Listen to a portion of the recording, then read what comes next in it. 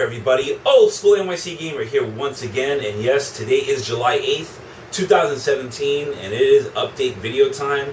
Besides that, it's my birthday, so hence why the reason why I'm doing this now, I want to get it out of the way because I got a whole weekend of partying ahead for me. So we're just going to get over that, and let's get on to the video. So you see here, everybody, all this stuff here is what I've gotten over the last at least good 3 months. Yes, 3 months worth of stuff, because I don't really do that many pickup videos anymore. And that's part of the reason why I wanted to do this update video. But stuff I've gotten here were some projects I've been working on, and literally yesterday I ran into a fellow YouTuber all the way from England. If you've seen my video maybe a couple of years ago, I believe, UKRetroGameAddict was in town. He's out here on holiday, and just randomly gave me these and as a gift, and I was completely shocked with at least 2 of these things I'll show you. But let me show you exactly what we have here first. Now, you know, with all the fuss with the NES Mini and now the SNES Mini, everybody's like clamoring over it, but a lot of people don't want to pay another $200, $300 that the scalpers are asking, and resellers. You know what? That's one thing, and everyone's going to always have that whole argument, well, it's a Raspberry Pi, you know, it's not the same. You know what? I honestly don't really care, because you know what? I can have the entire library at my disposal. Even certain games that I still have and I do own are now getting very pricey, but I would still rather keep them more for a memory. But you know, if I can play any game, especially some of these really hard to find gems, I can do it through a Pi. Simple as that. And I can do it through HDMI, I can do it through a capture, and you know, whatever I want. So let me show you really quickly all the stuff I got here. So some of the stuff all the stuff was from Amazon. One thing was from Etsy. So of course you see here, it's the you see Old School Entertainment Systems. You see right there, and basically I did already preload the Pi with pretty much the entire NES and NES and Famicom library. So you can see right there, the Pi is right there. And yeah, it's a nice little alternative, because now certain games, you get USB controllers with 4 of them. Play certain games. I'm not really sure how many NES games have the 4-player function, if I'm not mistaken, because I know they did have the NES 4-score, which I don't have in my collection. So that's one thing right there. But of course, you have to have controllers. So I believe I got this. Let me see. It's the EEE kit, one idea. Solution kit, but I'm gonna open this up right now on camera. Hope this will not take forever, so just rip it open. And basically, so I'm throwing stuff all over the place. It is, let's see here. Now these are NES style controllers. They're a little off-brand. They're not exactly. They are white, but they're not exactly the cream color that you would expect. And yeah. Looking at them initially, the controller honestly does feel like an NES controller. Now my one small thing I do have a problem with, I can see off the bat, but you can't see it. It's a little mark, and I believe that's a screw hole or something. I'm not going to honestly want to bust it open and look at it, but it won't affect the gameplay. And of course, these are 6-foot long cords, so I don't have to have the quote-unquote little NES Mini problem with a short cord. So it's a set of these, and these will do fine right here. And of course now we're going to move up to the SNES Mini, and I actually had to go through Etsy for this, because originally when I went through Amazon it was already sold out. So looking at the seller, was reading the reviews on this, and yeah, I looked at the case, and I mean, it's a 3D printed, the way they made the case, and I mean, this thing is solidly built. Like, I mean, it is built really, really good, and I like the way how it really does look, because of course, you have the USB ports right here.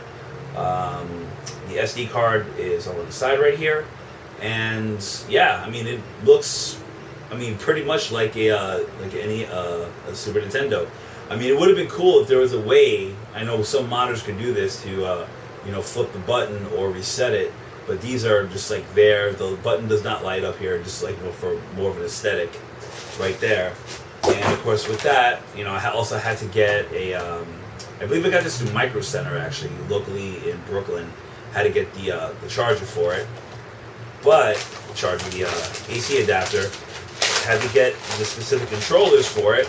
So of course, we don't have to open both up, but I'll just show you really quickly.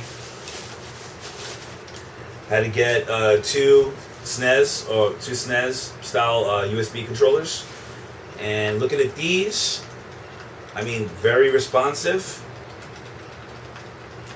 You know, I mean, no, but without the branding Nintendo, I mean, it looks cheap, but it feels very light. But actually, the buttons and the D-pad, it all feels pretty solid. So I'm actually pretty happy with that. And yeah, so the last thing here, when it comes to the gifts, so when I ran into UKRetroGameAddict yesterday, we were talking, he's like, I have a couple of gifts for you. And I kind of was like, thinking it was nothing major, but what he gave me here, I was really shocked. So pull off the first, he actually gave me a couple of games here. And at first I looked at them, I thought they were for the NES, but they're actually for the Atari 2600 boxed. And the first one here is Title Match Pro Wrestling. And I mean, it's a little tattered, but you got to remember these games are like 30 years old. And the next one here, which I'm really shocked, and I'm very shocked that he had this and just gave it to me, was Double Dragon for the Atari 2600 in box. And comes with the manual. I'll show you right here. This is what the cart looks like. See, I don't know if I believe this is for PAL. I forgot to ask him that. But the manual is in here. You can see right here. I mean, very basic from looking at it. But of course, at the end of the Activision's run, they kind of cheapened out a little bit on the artwork of the carts and whatnot. But yeah, I mean, I was really shocked that he just gave these to me. And yeah, so the next thing he said, oh, I got something else for you. Sorry, I'm just trying to put this all back here. It's like, yeah, so I have another surprise for you. And it's a console. And at first, for some weird reason, of course, from them being in England, I thought it was a ZX Spectrum, which I'm a very avid fan of. And he's like, oh no, it's nothing like that, but it's a console. And I couldn't really guess really what. And it took me a second, and lo and behold, it is a Amstrad GX 4000, which is a semi-rare console in the UK. Not exactly rare, but it's getting pretty scarce. And he even told me, like, when he was packing everything, he forgot, by accident, to pack the power supply. The funny thing is, I mean, we really can't here in America, like, I would have to get a step-down converter and all this other stuff for it. But this is when Amstrad tried to rival the NES at the time with this console. And funny enough, a lot of the pretty much all the games were just games that were ported over from disc to cart. And the game here is included is RoboCop 2. And yeah, I'm just like absolutely very shocked over this.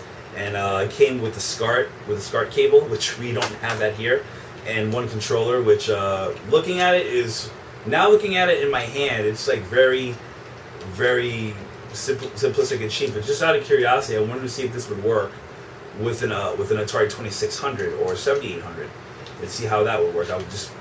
Might do a video on that. And so the last thing here, and he really surprised me with this, because he has not done a video in 3 years, because mainly he does his own video game, he resells video games, but he doesn't gouge and oversell like a lot of people do. He goes to trade shows, expos, conventions, all that other stuff, and he just has tons of stuff. And his collection is obviously like really insane. I will leave a link to his channel down below. You gotta check his collection out. So he mods and fixes these certain handhelds, and he just gave this one to me. And this was like my birthday and Christmas all wrapped into one, and I'm just like absolutely shocked. And I mean, my jaw dropped when I opened this and pulled it out, and it is a Game Boy, but not just any Game Boy. This is 100% refurbished, repainted green, as you can see right here. And but when you turn it on, And I actually still, believe it or not, I just realized I didn't take off the protective plastic over the screen. But when you turn it on, it's a backlit green, and it actually even has let me see, the game it has here. It has Yoshi for the Game Boy included. So I was really, absolutely shocked that Rich gave this to me. I mean, I'm really shocked. This is definitely going to stay in my collection. The quality paint job on this is amazing. Like, even the little sploogey little add-ons to it, it really gives it a good, nice touch. Yeah, I'm just absolutely shocked that Rich gave me this. So thank you so much, Rich. Yeah, so when it comes to the channel, I am now planning to do a ton of updates on my collection, because a lot of this stuff, I'm not going to lie, I really don't have the space for it. And with a lot of collectors, either you keep it or you sell it. I plan on selling a good majority of my collection now, only simply because I just don't have the room for it. Now, it doesn't mean that I'm going to stop doing videos on the channel anytime soon. I still have a backlog of stuff. I do want to do more with the channel. I still want to do more community questions, just my take on certain gaming issues, nothing too serious. Yeah, but the gameplay videos I still want to do. If you've been a viewer of my channel from the beginning, that's mainly what I did. So I kind of want to go back to that format, and every so often, just talk about certain issues and whatnot. The pickup videos, like I said, won't be as sporadic. It would have to be something very rare, or something just out of the blue that I would get that is actually very scarce and rare, that I wouldn't mind showing if I find it. So that's about it, everybody. Oh, and one last thing too. I've been seeing now through cell phones now that you can do YouTube Live. So I was debating, and feel free to leave a comment about this. What is your take? Wanting me to do live streams. I'm not really into the Twitch thing per se. See, at least with YouTube, where it's more simpler, I can just hit one button, boom, and just hit it. And I wanted to see, how that would do. So I don't know which days. It would basically be on a weekend night, either Saturday or Sunday. It could be anywhere between that weekend. If I'm not too busy, I would like to do a live stream of certain games, or just talk about certain games while they play them. See whoever is interested in that. And yeah, that's about it, everybody. And look out very soon. I'm actually going to now start an Instagram page, finally. I've been very late to the party about this. I'm not so much really active on Twitter, to be honest with you. So I'm mainly focusing anything with my channel on my Facebook and now Instagram pages. So I will leave all the links down at the bottom once again with Rich's channel. And that's about it, everybody. So thank you so much for watching. Thank you for being so patient. And if you have any questions or comments, feel free to leave them at the bottom. And that's about it. I'm going to go party it up like it's 2000 whatever. Have a good one, everybody. Cheers.